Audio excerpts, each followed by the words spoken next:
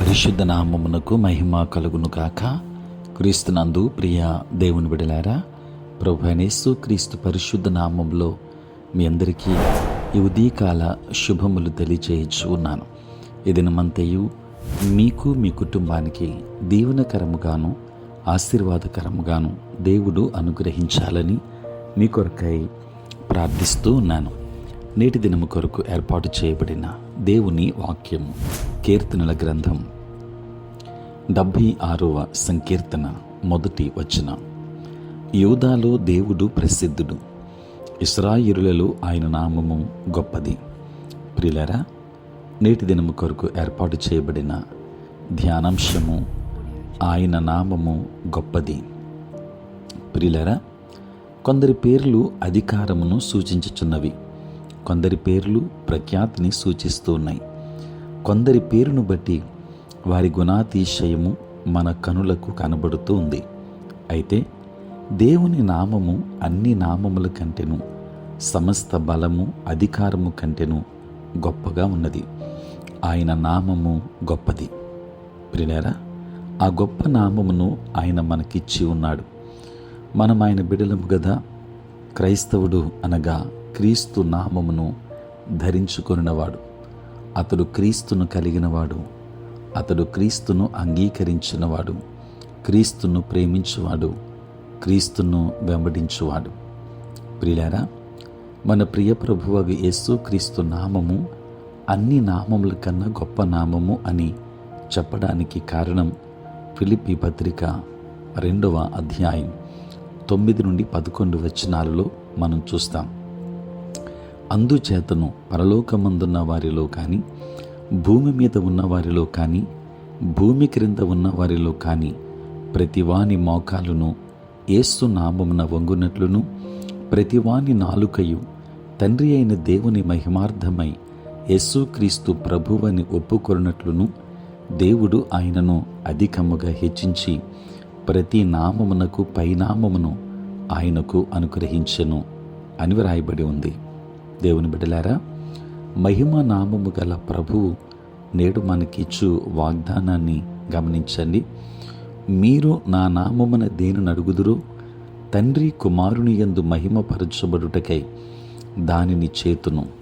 నా నామమున మీరు నన్నేమి అడిగినను నేను చేతును అని యోహాను సువార్త 14వ అధ్యాయం 13, 14 వచనాలలో మనకి ఈ వాగ్దానం ఇవ్వబడింది.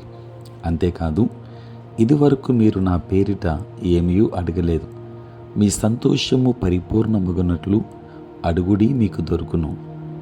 ఆ దినమున మీరు నా పేరిట అడుగుదురు, కానీ మీ విషయమై నేను తండ్రిని వేడుకొందునని మీతో చెప్పుటలేదు అనియు ఆయన సెలవిచ్చి ఉన్నాడు అని యోహాను సువార్త 16వ అధ్యాయం 24, 26 వచనాలలో మనం చూస్తున్నాం. ప్రియులారా, దేవుని బిడ్డలారా, మనము ప్రార్థిస్తుండగా యేసుక్రీస్తు నామమున జయము దయచేయము, యేసుక్రీస్తు నామమున అడుగుచున్నాము అని మన ప్రార్థన ముగించుచున్నాము. యేసుక్రీస్తు నామమున మనము ధైర్యముగా కృపాసనమును సమీపించుచున్నాము. ఆయన నామము మనకు ధరింపచేయబడి ఉంది. భూమి మీద ఆయన నామము ధరించబడిన వారై తమ పరుగును కడముట్టించు వారికి ఒక విశేషమైన భాగ్యము పరలోకమందు కలదు. నా దేవుని పేరును, పరలోకములో నా దేవుని యొద్ద నుండి దిగివచ్చుచున్న నూతనమైన యెరూషలేమును, నా దేవుని పట్టణపు పేరును, నా క్రొత్త పేరును వాని మీద వ్రాసెదను అని ప్రకటన 3వ అధ్యాయం 12వ వచనములో వ్రాయబడి ఉంది. కాబట్టి ప్రియ దేవుని బిడ్డలారా, జయించు పరిశుద్ధులై నిలిచెదరా. ఆయన నామమును బట్టి వచ్చు ప్రతి ఆశీర్వాదమును స్వతంత్రించుకొనిదరా. సామెతల గ్రంథం 18:10 వచనములో యెహోవా నామము బలమైన దుర్గము, నీతిమంతుడు అందులోనికి పరిగెత్తి సురక్షితముగా ఉండును అని వ్రాయబడి ఉంది. కనుక దేవుని నామము బలమైన నామం. అది మనకు కాపుదలనిచ్చే నామం. మనము అడుగు వాటిని దయచేసే నామం, శక్తి కలిగిన నామం. ఆయన నామం పేరిట ప్రార్థించండి. దైవాశీర్వాదములు పొందుకొనండి. దేవుడు మిమ్మును మీ కుటుంబాన్ని బహుగా దీవించునుగాక. ఆమేన్. ప్రార్థన. పరిశుద్ధుడని స్తోత్రాలు నాయన, రాత్రంతయు కాపాడారు. ఉదయం లేచి మిమ్మల్ని స్తుతించే భాగ్యం ఇచ్చినందుకు నీ స్తోత్రాలు ప్రభా. ఈ దినమంతా కూడా మీ సన్నిధి మాతో ఉంచండి, మీ ప్రసన్నత మాకు దయచేయండి. నేటి మా పనులలోనూ ప్రయాణములలోనూ పరిచర్యలోనూ తోడుగా ఉండండి.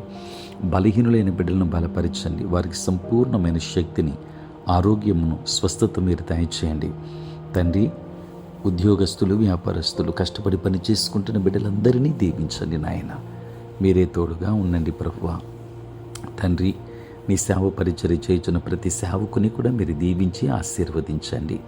పుట్టినరోజు, పెళ్లి రోజు జరుపుకొనుచున్న బిడ్డలని దీవించి నూతన ఆశీర్వాదములు మెండుగా దయచేయమని, దూరదేశాలలో, దూర ప్రాంతాలలో ఉంటున్న బిడ్డలందరినీ దీవించుమని యేసు నామములో ప్రార్థించి వేడుకొనుచున్నాము తండ్రి.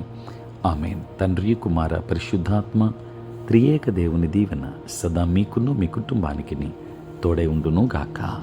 ఆమేన్.